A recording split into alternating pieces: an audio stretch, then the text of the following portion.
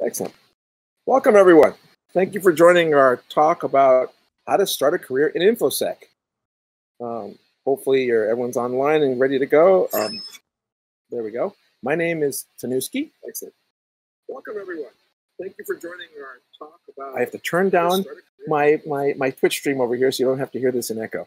My name is Tanuski, or Steve, and I'm going to be your MC and panelist today. There's a little confusion, of course. It said 4 panelists. Unfortunately, one of our panelists had to drop for personal reasons. So there'll be the 3 of us. Would you like to introduce yourself? We'll do it in alphabetical. Oh, before we start, we're going to do a little honoring of DEFCON traditions. So for those of you who participate in DEFCON, one of the things you get to do when you're a speaker at DEFCON is get drunk in front of everybody. And so, for those of my panelists, we have alcohol. And we are going to... I love that sound. Yes. Have a drink.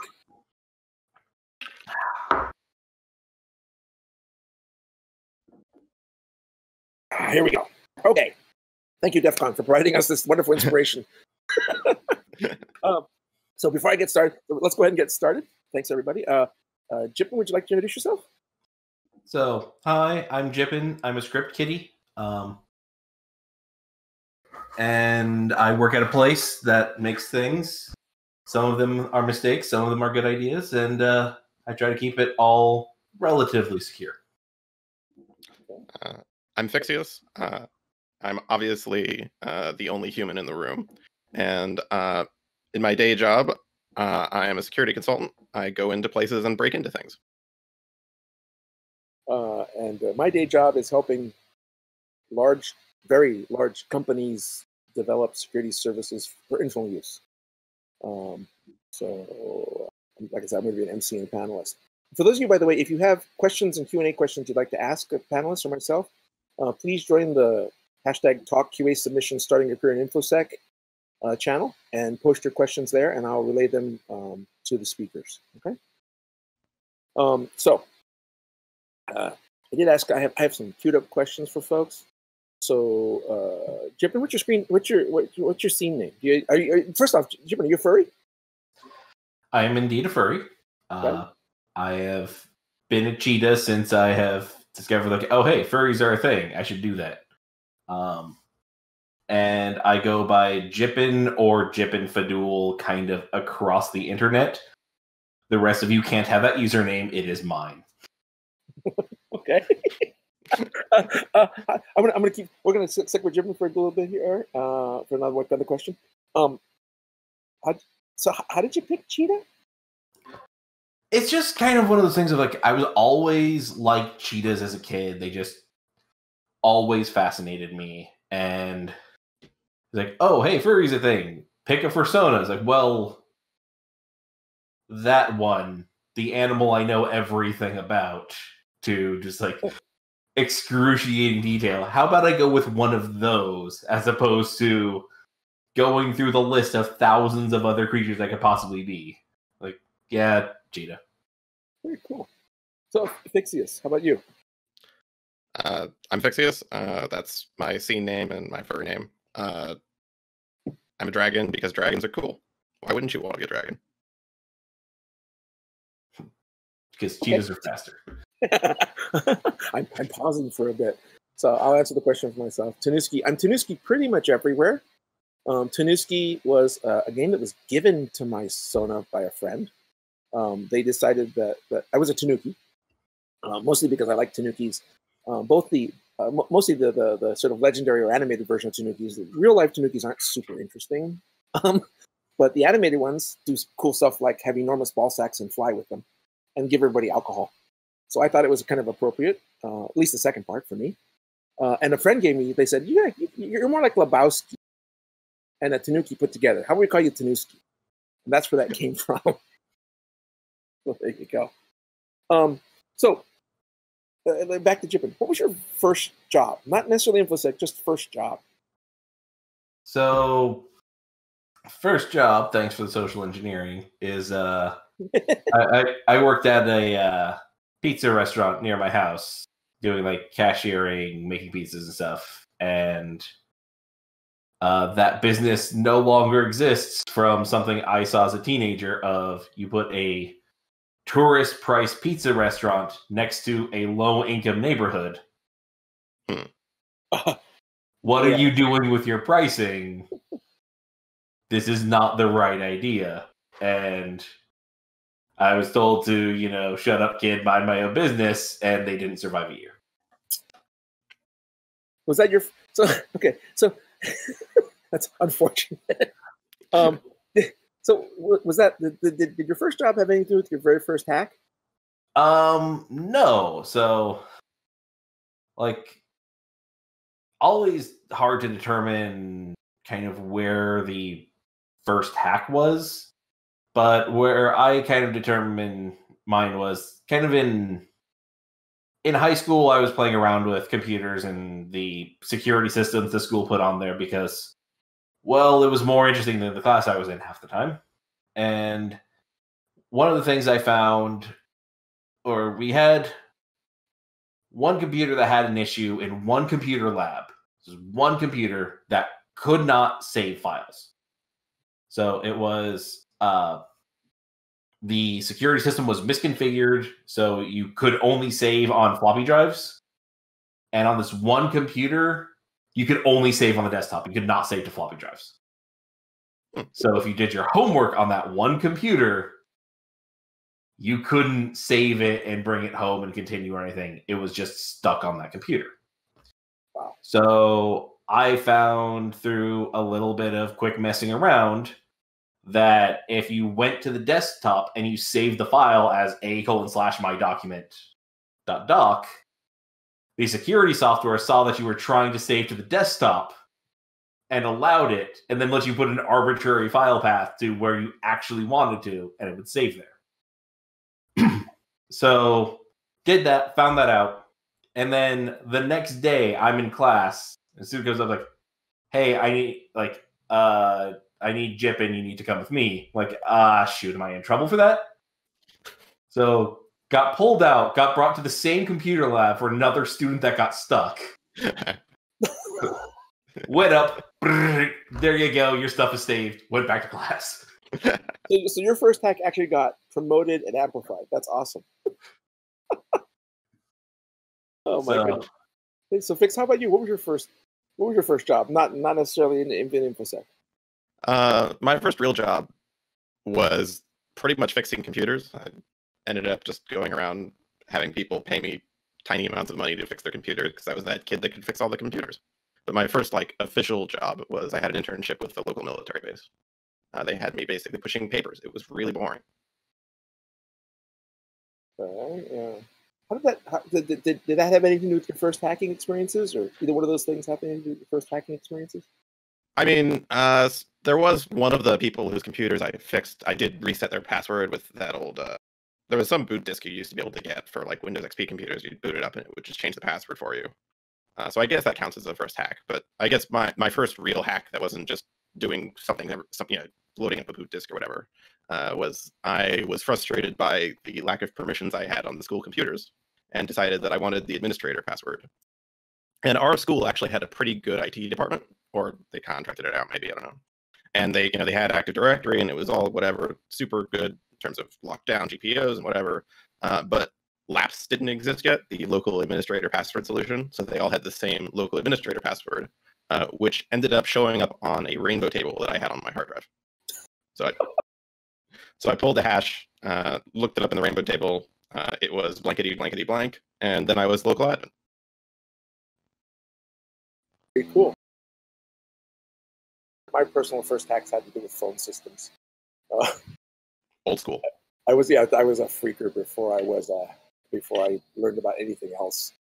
Once I figured out that I could make phone calls for free, back when phone calls used to cost money. People make phone calls. Exactly. I went to town. That got me started on breaking into school. Mostly because I would forget stuff in school, not to actually break anything, but just to get in. I'd forget. I was very forgetful, so I'd forget a notebook or something and had to get it back in my watch. I felt like I needed to get my notebook that afternoon, so I would break in. Yeah. First act I got in trouble for. I didn't get in trouble for. First act I got in trouble for was when we. Yeah, we sold a bunch of phone cards, and yeah, they figured it out. I didn't get arrested or anything, but I got in trouble. Anyway, we do have a question from the audience. There's an Infosec what you really want to do. But we're going to get around to that question in just a bit. In fact, let's start with. We'll go back to you, Phyxius. When did you decide what you really wanted to do was Infosec? Was it just something you fell into, or was it something you made an actual choice in your head? I want to be an Infosec professional. So there's actually a story for this. And basically, I was always the computer kid, right? I suspect most of the people either on this panel or listening to this stream were. But what ended up happening was I was in Boy Scouts, and they had some like cybersecurity awareness day, which is much less interesting than it sounds. It was supposed to like they got someone to come and tell us you should never give your real name out on the internet. So, but the person they got to do it, I don't know if he was like doing community service for the FBI or something, but he was like a real hacker, quotes, and he, stereotypical DEFCON stickers on his laptop, edgy hairstyle, and I got to talking to him afterwards, and he mentioned that basically he broke into things for a living, and I thought that was the coolest fucking thing in the history of cool things. And I thought, I want to do that. And now I do that. Very cool. Hey, how about you, Jippen? Was it a happenstance or was it by plan? So, like, around the time I was exiting high school, looking at college, it's like, I want to get into computers. I really like the security stuff, but nobody's hiring for it. So, like, what seems to be kind of a good fit with where I'm going for things? Like, started looking at, like, programmer, started looking at database stuff, and kind of fell into, like, Linux sysadmin looks really interesting. Because I looked at both Windows and Linux and network. Is like, well, Windows sysadmin is just click and configure software. Linux sysadmin actually has to do some work. So, just throw some shit at all the Windows sysadmins out there. I love you, but I don't love your tools. You're just the whole group of people there. So decided to go for Linux sysadmin, and like went through college, did that, ended up working for a few years to get my time in filtering spam, because apparently that's the direction my career decided to go. And so got in my first like full proper sysadmin job, and folks around me were talking like, oh yeah, we'll go and we'll put this system behind basic auth and it'll be fine, it'll be secure. I was like, that wasn't a good idea before I went to college. Why are you doing that now?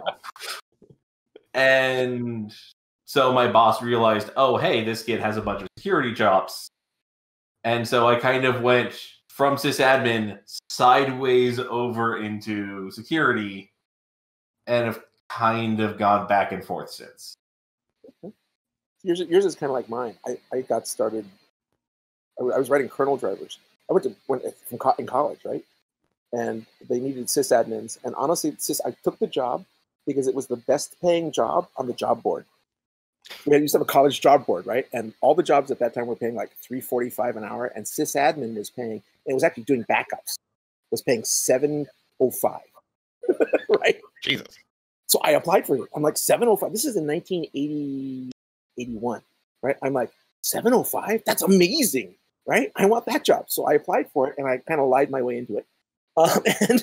Or I didn't exactly lie. I stretched a little bit, and got the job. Went and quickly grabbed the book, and started reading the book on what to do, right? And then not too long after that, Cliff Stahl wrote that book, Cuckoo's Egg. And Cliff Stahl was, I was lucky enough to be at Berkeley at the time, and Cliff Stahl was up the hill in Berkeley Labs, Lawrence Berkeley Labs. And so got a chance to talk to them about what he was doing. And that whole investigative thing, if you haven't read Cuckoo's Egg, by the way, I recommend reading it. It's great fun. It's about how kind of like you unroll, right? It started with a little bit where the counting was off. And that rolled backward into finding out that someone was breaking into the systems and using the CPU. And that was what was making the accounting off. But it started with a little tiny bit, and that seemed completely fascinating to me. Right? This kind of like forensics part of it. And I started doing that. And then I did a lot of network work and a lot of sysadmin work and a lot of other network work and a lot of more sysadmin work.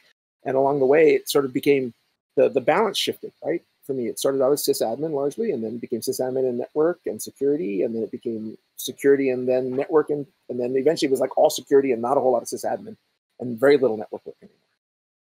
But it's gone back and forth. It's on a straight path, at least in my case. How about for you two? Was it a straight path, or was it something that kind of bounced around a bit?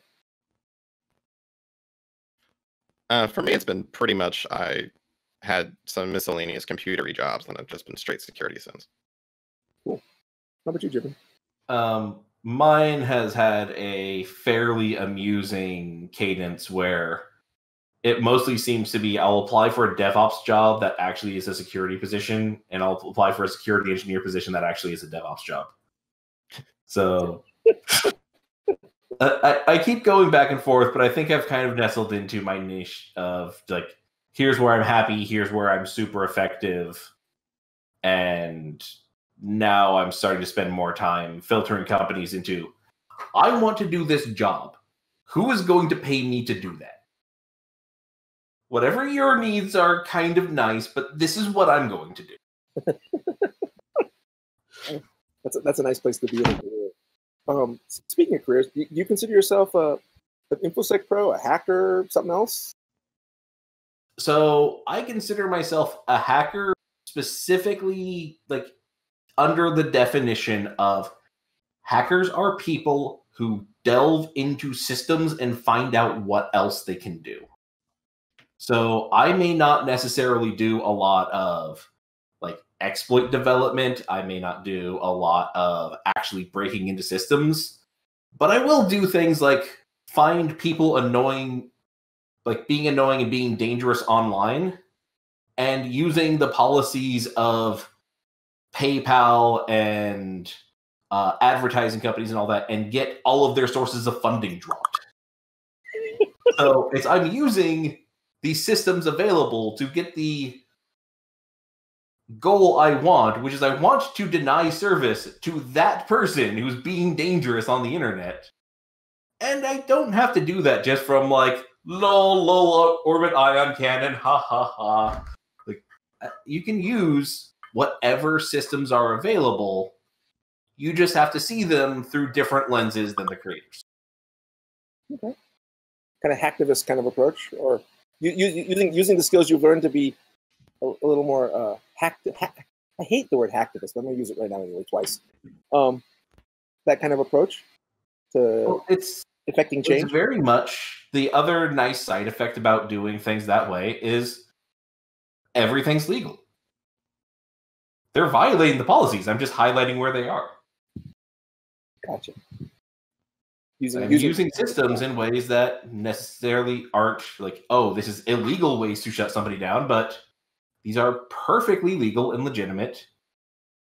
It's just happening because this person happened to annoy me by doing something dangerous on the internet. Cool. How about you, maybe you Phyxius? Do you consider yourself a hacker, InfoSec pro, something else? I'm with Jippen. I would consider myself the classical hacker definition, the people who make systems do interesting things, but in practice also hacker in the more modern definition of breaking into things. You said for your job, you get to, are you red team, blue team? We specialize in vulnerability assessments, so it's red teaming in the sense that we're breaking into things, but it's not red teaming in the sense that it's not necessarily very adversarial. Okay. So, by the way, I've been using some terms in here. I'm going to get you guys to define some of them. It's not just questions as preset, but what's your definition? Anyone want to offer a definition of what red team, blue team means? Sure. So red team actually comes from a military background, the definition, but it's almost entirely used in InfoSec in a non-military sense. But the red team are the people attacking, and the blue team are the people defending. So in InfoSec, that would be red team is the people trying to break into your systems, and blue team are the people who are trying to keep everything patched and monitoring logs and so on to make sure that doesn't happen. So Jippen, how does that really more specifically, the teams are people who can break into your systems, and then you can go out and have a beer with them afterwards because there's no malice in this action. You are both with the same goals with different strategies. How does that compare then to black hat, white hat? Well, one of them is many shades darker than the other. So more specifically, black hat versus white hat determines a lot of okay, you're going around, you're on Shodan, you're exploring things, and you discover a bank console open with somebody clearly scanning their passport just because they were trying to scan their passport for something. Do you call them, steal their identity, or just break into that bank system you now have access to? Okay. And so if you call them, that's a white hat. If you steal their identity, that's probably black hat. And if you just continue breaking into the bank, that is definitely black hat because you're breaking into a bank. Would you agree with that, Phyxius? Yeah, black hat is also the inferior Infosec conference. Yes, it is. The inferior. I love you. Hey, we got a question before I move on to the next that came in from one of our viewers. As you guys made your transition into the career, in your case, Phyxius, sort of directly into the career, what's a mistake that you avoided or have seen others made or have made yourself that makes it that makes the transition in InfoSec more difficult, or could have made the transition in InfoSec more difficult? Anyone want to feel that? I think the biggest thing I see all over the place, and no offense to Phyxius, but I see a lot in red teams, is people who think the only way they can really get into InfoSec and prove they know their knowledge is to be an asshole. That's absolutely stop doing that. You're wrong. Look, I'm only supposed to be an asshole to your server, not to you. Okay. It's like I see that constantly, and it's one of the most harmful things you can do because you're trying to get a job and you are starting off by showing people like, hey, look at how good I am. I'm going to be intolerable to work with. And instead, you should be focusing on things like curiosity and communication. And if you can't communicate clearly and be able to approach like big security problems with, hey, I'm not going to say you have this big security problem, you're an idiot, I hate you, you should kill yourself, stop quitting your job. And you should instead be, you have a security problem, let's prioritize it, let's get it fixed, let's get this resolved, here's what we can do in the meantime.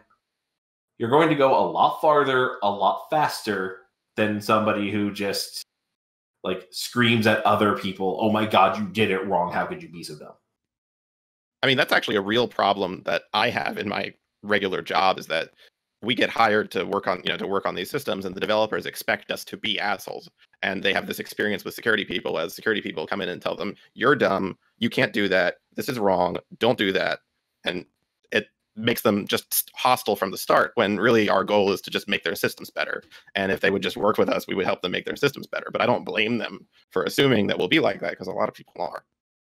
But my answer to this question in terms of how to actually start your career is, don't expect any academics to get you anywhere in this field. I have a formal degree in computer science. Security was mentioned once, precisely, in an elective class that I had to practically teach because the teacher was useless. So what the way you get into InfoSec in terms of, okay, I want to be able to show employers that I can do this stuff. It's not, I have a degree, because most degrees are useless. I've actually interviewed people who had a degree in security who couldn't tell me the difference between RSA and AES. So that's a basic question, in case you couldn't tell. But the way you do this is practical experience. Do capture the flags. There are some practical certifications that are pretty good. Stuff like that. Do not just say, I have a degree, you should hire me, because in practice, those things are worthless. I should know I have one. Yeah. I would also second those comments. It's unfortunate, really, but I do a lot of hiring, right? And I hire a lot of InfoSec professionals, and the things that get you hired are first off, not being an asshole. Being an asshole will almost invariably result in you not getting hired. Okay. The other part, though, is it's very clear. It's very important as an InfoSec professional to be active. Right. In other words, go out there and do things. So join the HackerOne community. Join these groups of these organizations and these groups of people who are working on things that are on the corporate benefit side, really. Right. If you think about the way H1 works, HackerOne works, you go work for HackerOne. It's a job shop. To be fair, it's not the best employment version. I wouldn't recommend it as a career working for HackerOne. But having some fun there, learning about stuff, meeting others who are part of a HackerOne team, all trying to look at something together, will introduce you to a community of others who are also interested in information security, or at least hacking, right? And that'll get you much further. It's like someone asked me once how to become a programmer, and I told them, start contributing to open source projects. How do you get known? Well, you get known because you wrote some really cool bit of code that other people are using now. That's how you get a reputation. So I think it can be really helpful if you want to. There's ways to get yourself into the community. The other one is start out. Two of us started out as sysadmins, so you become an insider, right? In a goal where there is clear certification and a clear path to that skill set, right? You can get it in school. You can learn how to be a sysadmin from school. There are clear certifications on how to be a sysadmin. Go become a sysadmin. Do that job, and then work your way. Because sysadmin and security are tied very closely together. I think, my personal opinion. Yeah, and I will definitely throw in there, if you want to be a hacker, why are you starting out by trying the front door?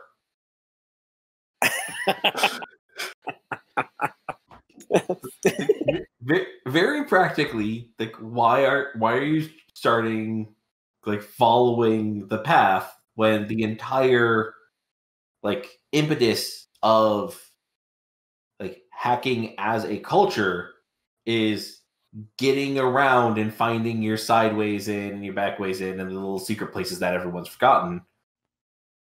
Why are you following the traditional path? That's literally not what we're about. And I was gonna say, and to bring that into the sysadmin thing, I wouldn't say you necessarily have to be a sysadmin first, but what I will say is that I find that the people who are the best at security in some subfield of security know the other side of that field. So the people who are good at embedded security can also do a little bit of electrical engineering. People who are good at software security can also write code. So whatever field of security you're interested in, you should approach it not just by, I want to learn how to break this stuff, but I'm going to learn how to build it so that I can break my own things and get better at both of those.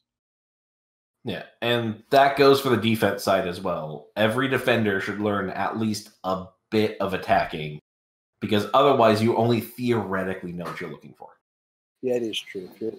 I agree with that. If you're a sysadmin, you want to know the tools. You need to learn the Callies and the Metasploits and the rest of this, and how to have what that looks like. What the tools your adversaries have, essentially. Yeah, and you don't even have to be good at them. Just know they exist and have a fumbling understanding of them. You should at least be able to get in 100-person CTF and rank 75th. So speaking of that, so what other kind of cool tools or self-teaching kind of opportunities do you think there are to help you make that transition to become more knowledgeable about security? I'll let you, Phyxius, why don't you go first on that one? Sure. So if you're trying to be offensive, then CTFs are pretty much the answer. They're typically, there's some beginner-friendly ones, there are some not beginner-friendly ones. But the idea is that they take this giant problem of breaking into systems and just make it into these little discrete problems of varying difficulty that you can chew on for a little bit. Alternatively, you could do something like Hack the Box or something like that, where there are virtual machines that are explicitly designed to be broken into, either as a service in Hack the Box's case, or something like the WebGoat, which is a locally hosted VM you can run. So pretty much whatever idea of, I want to learn how to break into this, somebody has made a training ground for that sort of thing, just because it's pretty popular. So definitely go for those things. And then in terms of learning defense, there's a little bit less material on that because it's less sexy. But there are some defense CTF style competitions where there'll be, finding malware exfiltration in a data stream or something like that, where it does the same thing where it takes this giant problem of, okay, how do I defend systems, and discretizes it into specific little challenges. Cool. I mean, if you want to learn defense, there's a very simple and practical thing I will recommend folks is find a really, really cheap VPS. Like, go to low-end box, pay like $2 a month for something. Go to WordPress or some other web application stuff and scroll back to past releases and get something 2 or 3 years out of date and install it. And start watching the logs and try to harden it as best as you can without just patching to the latest version. So because attackers will come to you and will give you all sorts of things to practice on. And if your provider gets angry at you and shuts it down, oh no, you lost your $2 a month web host. Spin up another one. It doesn't matter. So, in other words, start with a honeypot and then learn the skills to turn it into something defensible. Yeah. Or like also start with some of these attacking tools. Start with like run Metasploitable at home. Launch some tutorial script kiddie attacks on it, and then go into Metasploitable and see if you can make those attacks. Well, A, if you can detect them, and B, see if you can make them not work. Cool. So I want to get the next question that came in from the audience again. And thank you, by the way, for the audience for submitting questions. Again, that talk-submissions-starting your career in InfoSec / QA submissions. Please keep them coming. So, Jippen, I want to go back to a comment you made earlier about when you see job titles and they say DevOps and they turn into SecOps, and you see titles that say SecOps and they turn into DevOps. Do you have any clues on how to read through the Django jargon BS that's in job titles for job hunters? So one thing I really recommend to people is when you see kind of security adjacent positions opening, like, oh, we're looking for a site reliability engineer, or oh, we're looking for like a programmer with PCI experience. It's like things that are right next to where security is going to be. Go on LinkedIn, look up that company, and search for people with security in their job title. And if there's 0, that means they don't realize they need to make a security hire.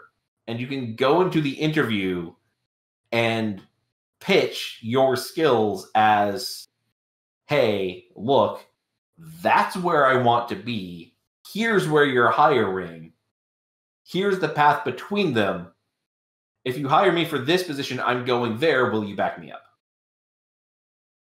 And I have done that at quite a few companies and just like find out, oh, hey, or places where you're surprised they may not have a security team, such as I worked at a company that was a fairly major provider of concert venue tickets.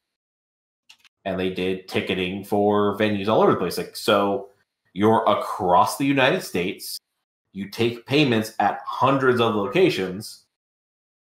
Why do you not have a security person? You should hire me as that security person because I came to you and said, hey, here's the danger you don't realize you're facing that I've identified for you.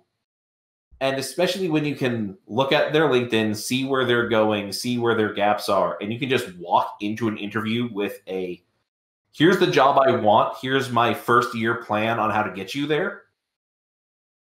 People are immediately impressed.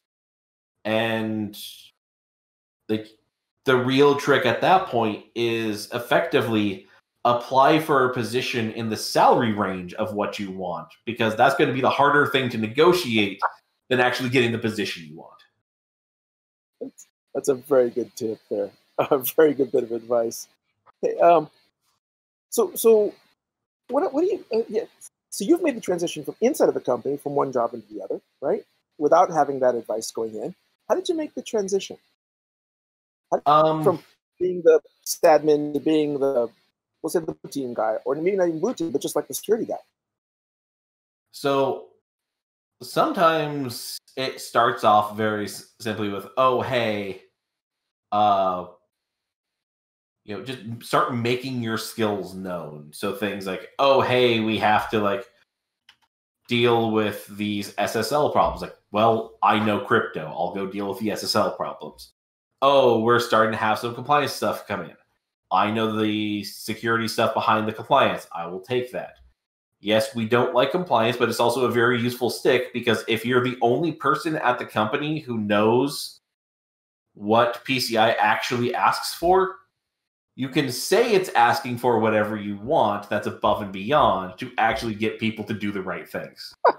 And since nobody else knows the compliance, nobody can call you on it.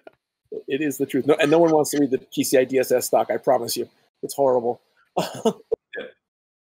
So, like, does it matter to you to be doing security, or does it matter to you to have the reputation that you are the security person? Because these are going to be very different jobs. And if your goal is to do security, it's not always going to be labeled as clearly as you may be looking for. So, Fix, what title do you have, if you want to share? Security analyst. Which is somewhat misleading. And most of the jobs that you would get that would say, what I'm doing would be typically titled security engineer in my experience. Okay. Does it affect your opportunities because you're kind of misbranded or oddly branded, do you think? Not in my experience. The key that people will look for, since titles, especially in titles in tech generally, and titles in Infosec particularly, are kind of meaningless. And I think that's pretty well known. So people care a lot more about what it says under the job title as to what you do, versus what the job title itself is. Okay. So I agree with you, by the way, about titles in Infosec. They're all over the place. Much like there's not good academic background for a lot of this, I think there's not a lot of good business practice around sort of normalizing titles and normalizing the names that we use for these jobs. So I agree with it. In fact, it's one of my personal irritations about this career path, or rather this whole field, is that the analyst, the engineer, researcher, they don't mean anything anymore. Security analyst, security engineer, security researcher, it's all just kind of blended together, and you don't really know what they're doing, despite the fact that they really are different jobs. Does anyone else have an irritant like that they'd like to share with everybody? So I very much consider myself like a security architect. I do a lot of design, I do a lot of prototyping, and I will build the sketches and everything you need for another engineer to make an actual good product. But I'm not necessarily the right person to necessarily see it through, unless you really terrible web page front ends to everything, or everything's a chatbot, because that's the only thing I can be bothered to code. So it's like, I am very much an architect. Nobody wants to give me the architect title because it's this super senior sort of role that it does. Yes. I designed your entire infrastructure security framework for the company. How am I anything else? So it kind of annoys me when I can't get the job titles I want. But at my current position, I went from security engineer to software development engineer to infrastructure security engineer, through an acquisition happening and job titles and all that. And what I've been doing through those 3 job titles is exactly the same thing. So, realistically, I have actually gone into interviews before, and they're like, well, we have a security engineer position, and we have this, SRE position. Which do you want? I'm like, well, what's the pay difference between them, and what's the promotion path?